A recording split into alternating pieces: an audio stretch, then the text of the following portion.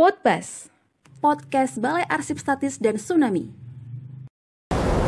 Assalamualaikum, halo sahabat Arsip, apa kabar? Semoga semuanya sehat. Senang sekali Podbas, podcast Balai Arsip Statis dan Tsunami kembali hadir untuk menyuguhkan informasi-informasi terkait kearsipan kepada sahabat Arsip dan juga seluruh yang menyaksikan Podbas ini, dan juga informasi-informasi lainnya yang memang akan menambah pengetahuan kita, wawasan kita terkait kearsipan dan juga hal-hal yang lainnya. Dan perkenalkan, saya Eka yang akan memandu Podbas pada hari ini. Seperti biasa, Podbas tidak hanya sendiri saya yang akan berbicara, tapi juga menghadirkan seorang narasumber yang pastinya sangat inspiratif, mempunyai banyak cerita, dan nantinya juga akan sharing dengan kita mengenai apa saja yang yang dijalankan, kegiatan apa saja yang dilaksanakan. Dan hari ini di Cafe BAST di Desa Bakoy, saya sudah bersama dengan Bapak T. Ahmad Dade SHMH. Sekarang sedang menjabat sebagai Kepala Bapeda Aceh. Assalamualaikum Pak Dade. Waalaikumsalam warahmatullahi wabarakatuh. Panggilnya Pak Dade boleh ya Pak? Boleh. Boleh ya Pak ya. Bapak sehat Pak hari ini? Sehat. Ya, sehat. Bapak dari kantor langsung kemari ya Pak ya? Iya. Terima kasih untuk waktunya Pak. Ya, baru tanda tangan kontrak bersama tadi. Iya, langsung kemari dan menyempatkan waktu untuk ngobrol nih Pak, memberikan pengalaman Bapak selaku Kepala Bapeda juga, dan Bapak juga sepak terjangnya di pemerintahan banyak sekali nih Pak ya. Iya. Dari sebelum tsunami juga. Iya. Ini kalau saya lihat nih Pak, Bapak juga, saya bingung menyebut Bapak ini sebagai birokrat kah, seniman kah, aktivis kah? Ini Bapak lebih senang disebut sebagai apa nih Pak? Ya, sebagai mungkin budayawan lah mungkin. Budayawan, ya, lebih tepatnya. Karena Bapak juga menulis banyak buku ya Pak ya? Iya. Saya juga sempat tadi kepoin YouTube Bapak bernyanyi juga, ada band juga gitu ya Pak ya? Iya. Iya. Dan ini kalau terkait juga dengan kebencanaan, Bapak juga paling paham nih. Karena dulu pas saya masih sering mendengar nama Pak Dade, pas Bapak masih di BPBA. Badan Penanggulangan Bencana Aceh ya Pak ya, itu aktif sekali aktivitasnya. Tapi sebelum ke situ Pak, saya pengen tahu, sebelum tsunami Bapak sempat menjadi camat ya Pak di Johan Palawan. Itu bagaimana sih awal Bapak masuk ke pemerintahan, atau itu awalnya atau seperti apa Pak? Jadi begini, saya tuh berkaitan dengan masalah bencana ini dan juga masalah arsip tuh dimulai ketika saya menjadi camat. Camat ya. Jadi camatnya 1 tahun saya jadi camat, kemudian terjadilah yang namanya gempa dan tsunami. Kemudian di situ saya juga terlibat aktif dalam masalah-masalah masalah penanganan rehabilitasi bencana. Yeah. Jadi waktu itu saya satu-satunya pejabat di Aceh Barat itu yang dilibatkan oleh para NGO internasional di dalam rapat mereka yang dilaksanakan setiap hari, pagi sore. Yeah. Jadi saya punya kemampuan berbahasa Inggris sedikit. Jadi saya dijadikan oleh mereka itu sebagai sumber informasi terhadap kebutuhan-kebutuhan masa darurat. Nah, salah satunya adalah termasuk mengenai penanganan arsip di kantor camat bersama dengan Andri. Yeah. Waktu itulah saya kenalan dengan Bapak Muhammad. Pak Iwan. Pak Iwan ya. Iya. Jadi di situ saya pertama sekali bertemu dengan beliau. Dan sebenarnya waktu itu arsip di kantor camat itu cuma akte jual beli sebenarnya, tapi yang lebih penting lagi ketika mereka melakukan penyelamatan arsip terhadap arsip-arsip yang ada di BPN yang menyangkut sertifikat. Yeah. Jadi saya punya pengalaman dalam hal penanganan ini. Oleh karena itu saya pernah diundang oleh UNDP, UNDP untuk memberikan pengertian kepada pejabat-pejabat yang ada di Banda Aceh dan juga yang ada di Aceh Jaya terutama, bagaimana caranya membangun hubungan dengan masyarakat internasional. Selama ini kan banyak masyarakat kita nih yang kalau duduk dengan LSM internasional tuh biasanya ngomongnya begini, Pak, nanti kalau udah nggak ada operasional lagi di Aceh, mobilnya bisa untuk saya ya Pak ya, gitu. Itu hal itu mereka sangat nggak respect sama kita.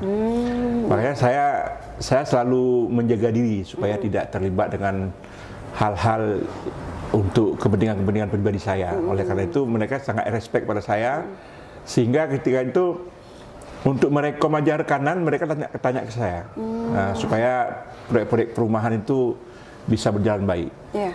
Dan saya juga dibiayai waktu itu oleh UNDP untuk melakukan rapat setiap hari dengan pihak desa, pihak panitia pembangunan di desa, pihak pemerintah dan pihak internasional. Karena waktu itu dalam proses Rehab Record itu banyak sekali terjadi class action. Salah satunya misalnya gini, tiba-tiba saya ditelepon oleh salah satu camp pengungsian. Di situ mereka mendapatkan bantuan dari dunia internasional, dari salah satu NGO, tetapi di dalamnya itu ada Alkitab, ada salib dan sebagainya. Jadi tugas saya lah yang memberikan pengertian kepada masyarakat itu mengapa hal itu terjadi. Nah, jadi saya yang menyejukkan suasana itu, karena kita suasana kesejukan itu sangat dibutuhkan untuk supaya proses Rehab Record itu berjalan dengan baik. Iya, benar. Nah, jadi oleh karena itu, karena banyak NGO yang senang bekerja di Johan Pahlawan, ketika itu Bapak Kuntoro lewat BR-nya itu sudah menetapkan bahwa besaran rumah yang dibantu itu adalah 36 meter persegi. Nah, tetapi untuk Aceh Barat, saya bilang sama NGO internasional yang suka bekerja sama dengan saya bilang gini, untuk Aceh Barat besaran rumahnya adalah 45 meter persegi. Ya. Langsung Bapak tawar seperti itu ya, Pak? Tapi mereka setuju. Setuju. Jadi kita bagi semua, desa ini untuk NGO ini, desa ini untuk NGO ini. Nah, mereka setuju dan harus pakai keramik. Ya. Setelah itulah BR sudah menerbitkan juga desain rumah. Tapi karena Pak Kuntoro itu pernah pergi ke Melabuh, sehingga tuh rumah-rumah NGO itu menjadi contoh bagi rumah BR, sehingga rumah BR itu juga lebih baik. Nah, jadi ketika itu setelah persoalan-persoalan rehabilitasi dan rekonstruksi itu berjalan lancar, kemudian saya menjadi menulis banyak buku. Iya, banyak sekali Pak buku Bapak. Ada sekitar 40 buku yang saya tulis, ya, terutama yang menyangkut tentang sejarah, masuk tentang bencana. Yang tentang bencana yang terakhir yang saya terbitkan itu adalah Semong Purba ya, bersama kawan-kawan saya menulisnya dengan pihak TDMRC. Iya. Nah, saya juga sering menulis tentang sebenarnya itu bencana gempa dan tsunami itu yang terjadi di Aceh itu tidak menyebabkan menjadi bagian daripada budaya kita. Ya. Contohnya orang Jepang itu karena sering terjadi bencana. Itu budaya disiplin itu mungkin juga lahir daripada karena sering didera bencana. Biasanya orang Jepang itu seperti saya nih, pergi ke kantor arsip, biasanya mereka pergi 15 menit sebelumnya untuk melihat situasi di gedung tersebut. Apabila terjadi gempa, misalnya terjadi gempa sekarang, kemana saya harus pergi dan apa yang harus saya lakukan. Nah, biasanya orang Jepang seperti itu. Itu patut dicontoh ya Pak, ya, buat kita ya. Ya, kemudian juga dalam hal ini pembangunan kembali, misalnya kan, di Jepang sekarang mungkin beberapa daerah pantai itu dikosongkan, ataupun kalau dibangun biasanya mereka membangun tembok-tembok tinggi untuk melindungi dari tsunami. Nah, tapi kita kemarin tuh nggak terjadi demikian. Tapi kondisi kita ini sama dengan yang terjadi di Hawaii, di Hilo. Di Hilo tuh pernah terjadi tsunami, kemudian mereka berdiskusi panjang tentang apakah Hilo itu akan dipindah ke daerah lebih dalam atau tetap di tempat semula. Tapi kemudian diskusi itu tidak membuahkan hasil seperti Aceh ini. Dan kemudian tsunami terjadi kembali 10 tahun kemudian, sehingga mereka harus merelokasi pusat pemerintahan dan kota dan juga pemukiman. Tapi sekarang yang itu sudah menjadi taman-taman saja, taman-taman untuk arena publik. Nah, jadi kita sebenarnya menginginkan supaya proses bencana ini bisa mewarnai budaya kita. Dan ini memang berhasil terjadinya. Salah satunya di Semelu. Di Semelu itu ada budaya Nandong, ya, budaya Nandong. Di mana budaya Nandong itu adalah syair yang digunakan pakai biola dan sebagainya, yang itu untuk mengingatkan syair-syairnya untuk mengingatkan masyarakat, karena mereka punya pengalaman terjadi gempa dan tsunami pada tahun 1907.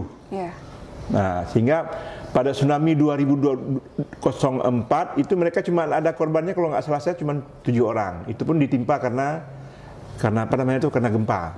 Nah, yang kena tsunami tidak ada karena mereka ketika habis tsunami mereka langsung lari ke bukit-bukit ya menjauh dari laut.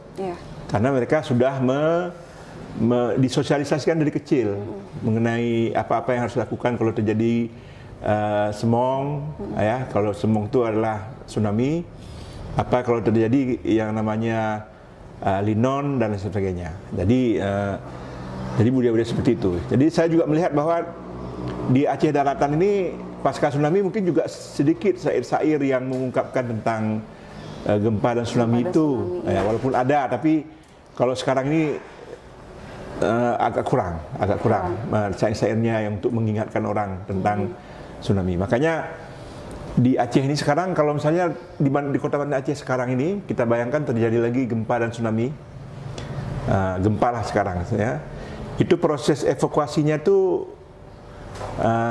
mungkin tidak terpelihara dengan baik. Misalnya jalur-jalurnya harus kemana lari dan sebagainya. Nah, kemudian beberapa pemukiman penduduk yang padat masih di tempat semula. Nah, bukan tidak boleh, tapi harus ada alternatif untuk melakukan evakuasi. Karena evakuasi orang-orang Aceh dan orang-orang juga di Indonesia bagian lainnya itu berbeda dengan evakuasi yang dilakukan oleh orang-orang Jepang. Kalau orang Aceh evakuasinya tuh bukan hanya diri dia yang dievakuasi, tapi juga kendaraan, mobil, ya semuanya dibuat serta sehingga terjadi traffic jam, sehingga terjadi macet ya Pak di jalan, ya terjadi accident dan sebagainya.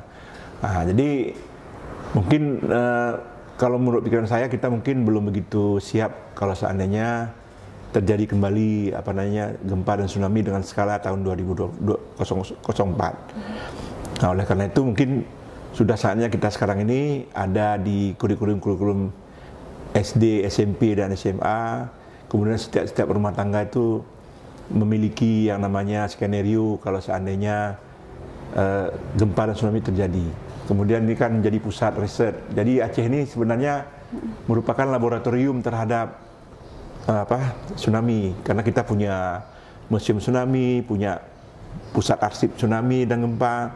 Kita juga punya pusat riset dari MRC, juga melakukan hal yang demikian. Mungkin demikian ya Pak. Itu yang diharapkan bisa jadi pedoman juga buat masyarakat ya Pak untuk siap tanggap bencana seperti itu ya Pak. Iya.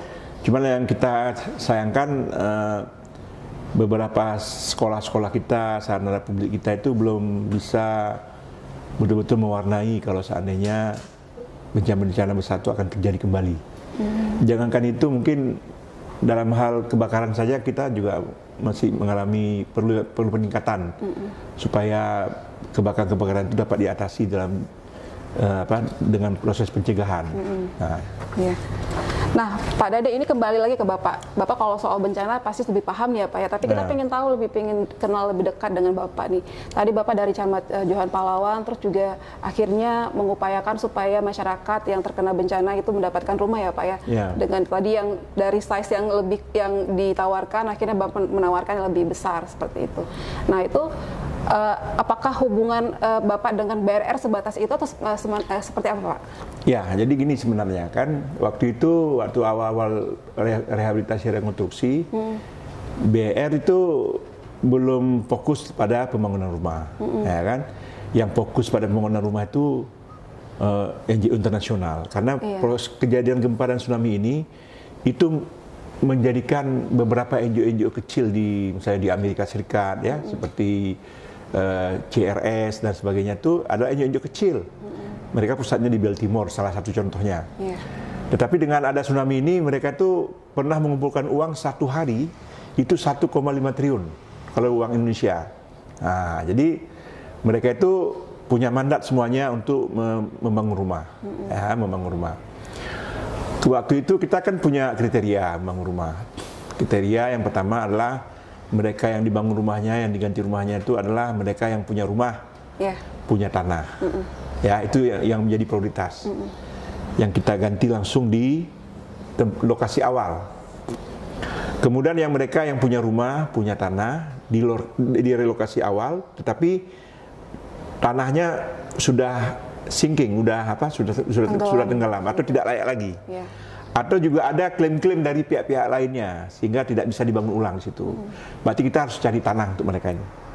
Untuk cari tanah supaya kita bisa bangun rumah mereka. Nah, kemudian yang ketiga yang jadi persoalan sekarang adalah mereka yang tinggal di tenda, tinggal di barak, yang mereka itu tidak punya rumah dan tidak punya tanah, tapi mereka adalah penyewa.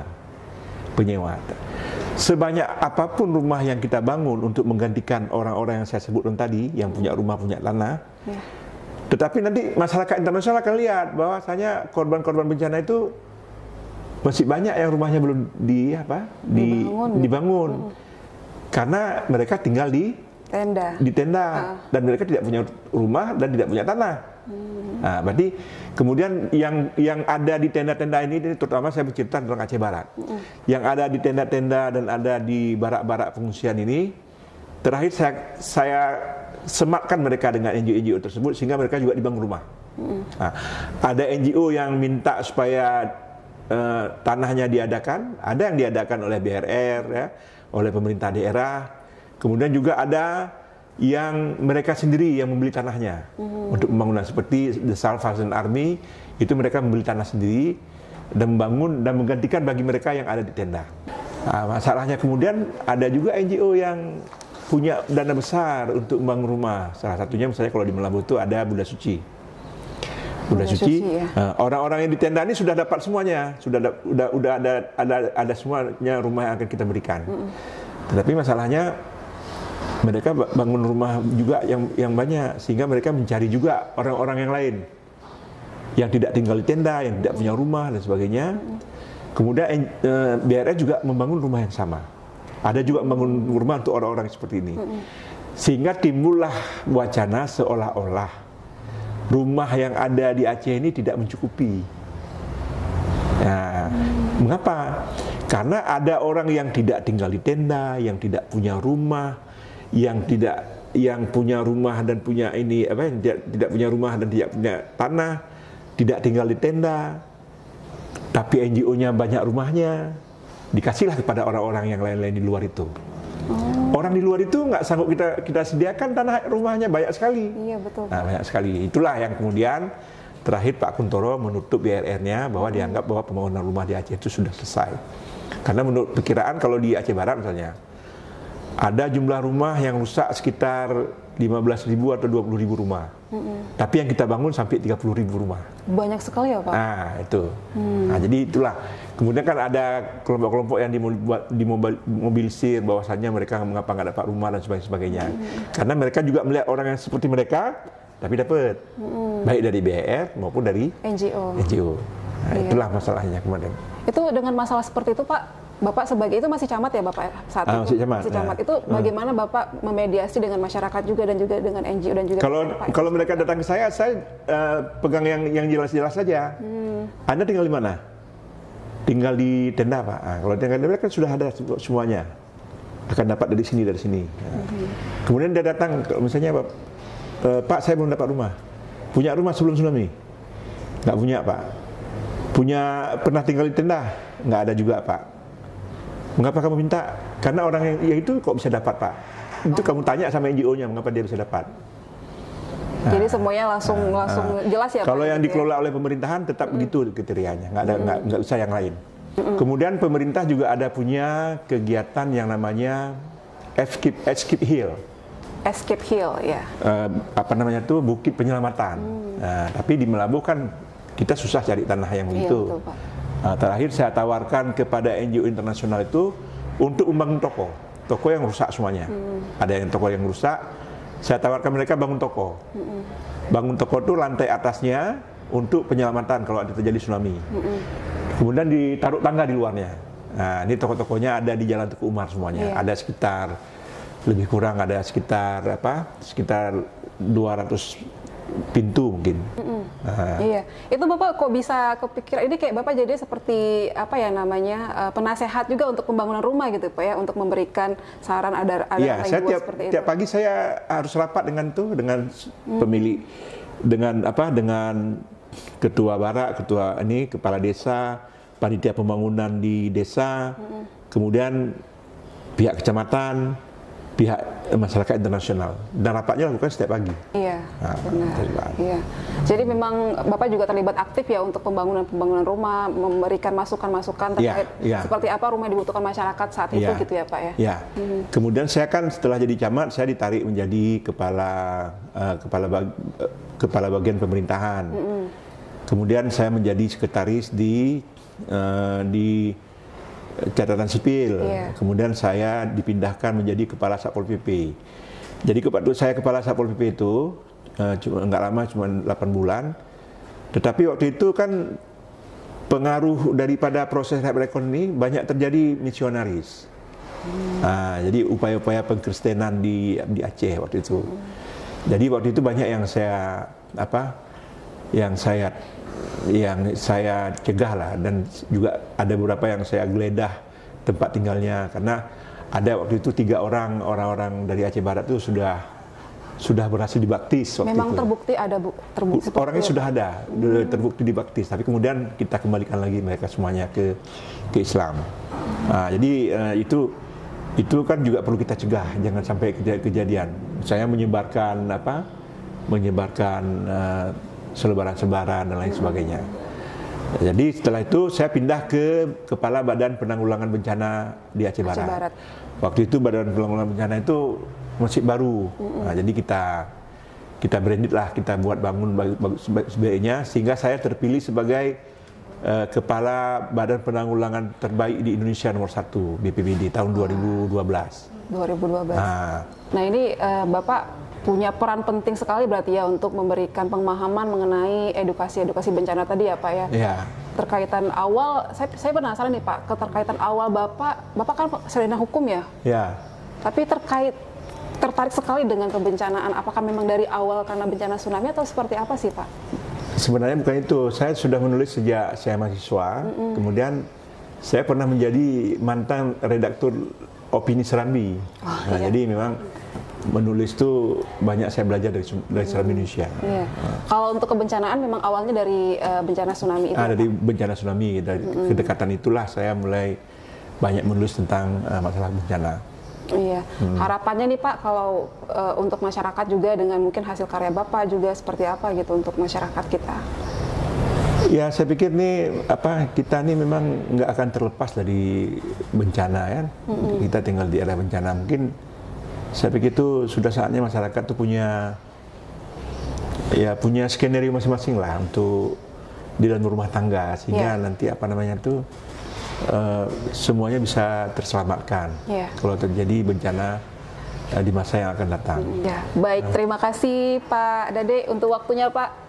Ini sebenarnya panjang yang pengen kita tanya nih Pak, cuman karena juga terbatas waktu ya Pak, insya Allah bisa ketemu lagi lain waktu ya Pak. Kita lebih nanti kapan-kapan kita duduk, kita bahas mengenai arsip-arsip seni yang menyangkut tentang gempa dan bencanaan. Setuju Pak.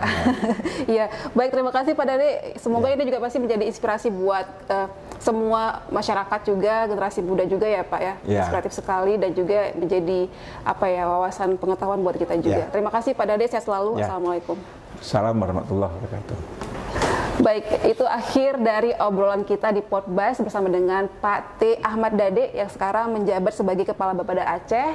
Semoga tadi pastinya akan memberikan inspirasi buat kita semuanya, menambah wawasan pengetahuan kita juga. Dan jangan lupa, sahabat arsip, untuk berkunjung ke BAST yang ingin tahu mengenai kearsipan dan juga kebencanaan, kita tersedia segala arsipnya di sini, dan juga yang arsip-arsip lembaga negara juga kita memberikan akses kepada masyarakat untuk bisa memanfaatkan arsip-arsip yang ada di sini.